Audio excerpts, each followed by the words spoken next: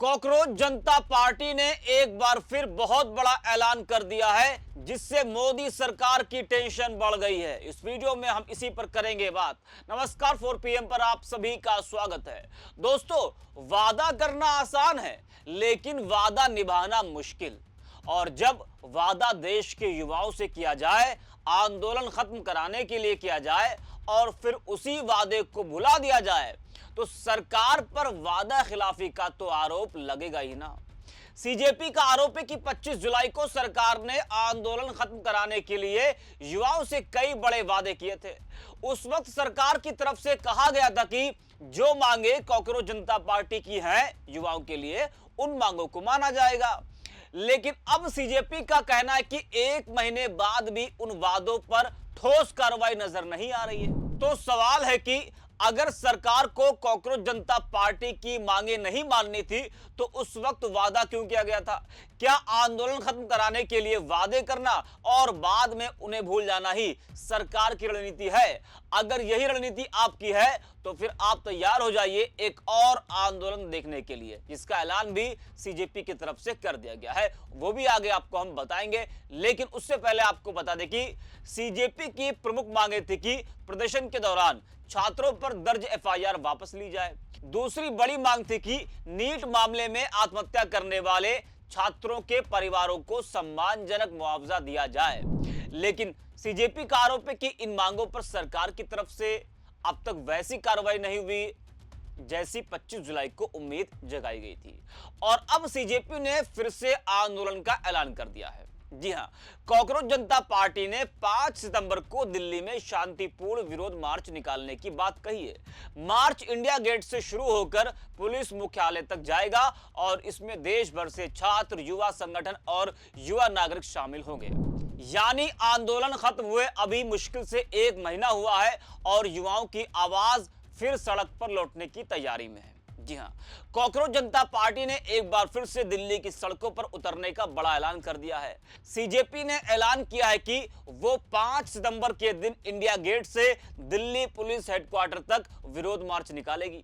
Party ने मोदी सरकार पर छात्रों से किए गए वादों को पूरा न करने का आरोप लगाया है। सीजेपी का कहना है कि सरकार ने उन शर्तों को पूरा नहीं किया, जिसकी वजह से 25 जुलाई को छात्रों ने अपना विरोध प्रदर्शन रोक दिया था। सीजेपी के प्रवक्ता सौरभ दास ने एक्स पर एक पोस्ट किया। पोस्ट में उन्होंने 5 सितंबर को छात्रों के शांतिपूर्ण विरोध मार्च का ऐलान किया है। सौरभ ने अपने पोस्ट में चेतावनी दी है कि वो पेपर लीक होने के बाद जान गंवाने वाले नीट छात्रों के परिवारों और जेनजी प्रदर्शनकारी के साथ धोखा बर्दाश्त नहीं करेंगे। सौरभ ने पोस्ट के कैप्शन में लिखा, कॉकरोच जनता पार्टी ने 5 सितंबर को नई दिल्ली में इंडिया गेट पर शांतिपूर्ण विरोध मार्च का ऐलान किया है। नेशनल वर्किंग कमेटी को इस बात पर गंभीर शक है कि क्या भारत सरकार 25 जुलाई को युवाओं से किए गए वादों को पूरा करने का इरादा रखती है। सौरभ दास ने आगे लिखा कि इसलिए एक शांतिपूर्ण विरोध मार्च बुलाया गया है, जो इंडिया गेट से शुरू होकर नई दिल्ली पुलिस हेडक्वार्टर तक जाएगा। पोस्ट में बताया गया कि इस शांतिपूर्ण विरोध मार्च का नेतृत्व उन नीट छात्रों के परिवार करेंगे जिन्होंने आत्मघाती कदम उठा लिए थे। सौरभ दास ने कहा कि वो जेनजी प्रदर्शनकारियों और जान गंवाने वाले छात्रों के परिवारों के साथ हुए इस धोखे को स्वीकार नहीं करेंगे। जी हां, तो सौरभ दास ने यह बड़ा ऐलान किया है। अब यहां सबसे बड़ा सवाल मोदी सरकार से है। क्या सरकार को अंदाजा था कि वादे पूरे नहीं किए गए तो सीजेपी दोबारा मैदान में उतर सकती है? या सरकार को लगा कि एक बार आंदोलन शांत हो गया तो मामला अपने आप ठंडा पड़ जाएगा? क्योंकि पहली बार छात्रों के आंदोलन ने सरकार पर दबाव बनाया था। धर्मेंद्र प्रधान के इस्तीफे तक की नौबत आ गई थी। अब अगर वही युवा फिर सड़क पर उतरते हैं, तो सरकार के सामने सबसे बड़ा सवाल यही है कि आखिर 25 जुलाई को किए गए वादों का क्या हुआ, क्यों उनको पूरा नहीं किया गया? वादे पूरे नहीं हुए तो युवाओं को जवाब कौन देगा? क्योंकि लोकतंत्र में आंदोलन खत्म कराने के लिए आश्वासन देना आसान है, लेकिन उन आश्वासनों को निभाना ही असली परीक्षा है। अब देखना होगा कि 5 सितंबर का ऐलान सरकार को फिर बातचीत की मेज पर लाता है या सीजेपी और सरकार के बीच टकराव एक बार फिर बढ़ती है। फिलहाल इतना जरूर है, युवा फिर सवाल लेकर तैयार है और इस बार सवाल सिर्फ मांगों का नहीं है, वादा खिलाफी का है।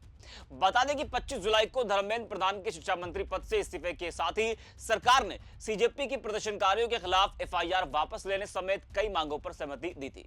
20 जुलाई को संसद चलो मार्च के दौरान पुलिस और प्रदर्शनकारियों के बीच झड़प हुई थी, जिसमें कई प्रदर्शनकारी और पुलिसकर्मी घायल हुए थे। इसके बाद प्रदर्शनकारियों के खिलाफ एफआईआर भी दर्ज की गई थी। 25 जुलाई को सीजेपी के नेताओं ने केंद्रीय मंत्री जेपी नड्डा और डॉक्टर जितेंद्र सिंह तोमर के साथ एक प्रेस वार्ता की थी। उसी दिन धर्मेंद्र प्रधान ने शिक्षा मंत्री के पद से इस्तीफा दिया था। इसके बाद सीजेपी नेताओं ने केंद्रीय मंत्री जेपी नड्डा और जितेंद्र सिंह तोमर के साथ एक प्रेस वार्ता की थी। 25 जुलाई को on record live press conference में 2 सीनियर कैबिनेट मिनिस्टर्स अगर कुछ कमिटमेंट देते हैं, बोलते हैं कि एफआईआर्स विड्रॉ की जाएंगी, नई एफआईआर्स फाइल नहीं की जाएंगी, कॉम्पनसेशन दिया जाएगा, और फिर वो 1 महीने तक उस प्रॉमिस को ऑनर नहीं करते हैं, तो ये बहुत बड़ी प्रॉब्लम है। ये सरकार की विश्वसनीयता पर सीधा सवाल है और इसीलिए हम लोग 5 सितंबर को प्रोटेस्ट करेंगे। सरकार को सारी मांगें माननी होंगी।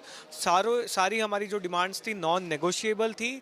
हम पीछे हटने वाले लोग नहीं हैं, हम डरने वाले लोग नहीं हैं। आपने अगर एक प्रॉमिस किया तो वो आपको निभाना तो पड़ेगा। वही आपको बता दें कि सीजीआई सूर्यकांत की तरफ से कॉकरोच शब्द के इस्तेमाल को लेकर अब बड़ा खुलासा भी हुआ है।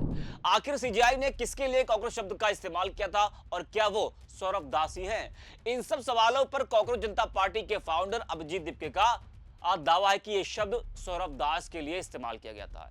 एक न्यूज चैनल को दिए गए इंटरव्यू में सीजेपी के मुख्य प्रवक्ता सौरभ दास ने पत्रकारिता करियर का जिक्र करते हुए कहा कि वो कानून पर लिखते हैं और ज्यादातर जजों पर लिखते हैं। इस बीच अभिजीत दिपके ने सीजीआई के बयान की ओर इशारा करते हुए कहा, जो कॉकरोच शब्द का इस्तेमाल किया गया था वो सौरभ दास के लिए ही किया गया था, क्योंकि उस वक्त सबसे ज्यादा यही लिख रहा था। इसके बाद सौरभ दास ने आगे कहा कि उस समय वकीलों और कई रिटायर्ड जजों ने मुझसे संपर्क कर कहा था कि यह कमेंट आपके लिए किया गया है, क्योंकि उस समय मैं कारवां मैगजीन के लिए सूर्यकांत पर एक प्रोफाइल लिख रहा था।